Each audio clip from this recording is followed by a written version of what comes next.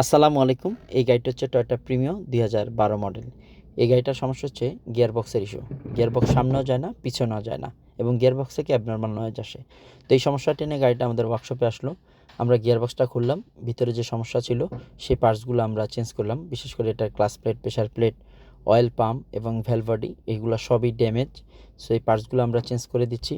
এবং আপনারা যারা সিভিটি গিয়ারবক্স গাড়ি ব্যবহার করেন, বিশেষ করে অ্যালিয়ন প্রিমিও এক্সিও গাড়ি 2006 থেকে 2020 এবং 22 মডেল পর্যন্ত, তাদের সবার গাড়িতে এই ধরনের সমস্যা আছে। বিশেষ করে গাড়ি গিয়ারে ভাগে না, গিয়ারে কম ভাগে, গিয়ারে শব্দ করে, গিয়ার বক্সে একটু উঁচু জায়গায় উঠতে পারে না, গিয়ার বক্স ঢালু জায়গা থেকে উঁচু জায়গায় উঠতে গেলে দম নেয় এবং অনেক সময় রানিংয়ে অ্যাবনরমাল নয়েজ আসে।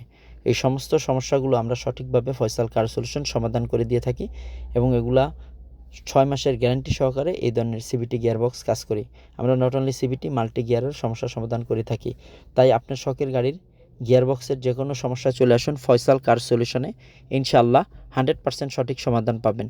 তো এই গাড়িটা আমরা কমপ্লিট করে দিলাম ক্যালিব্রেশন সহ, আলহামদুলিল্লাহ।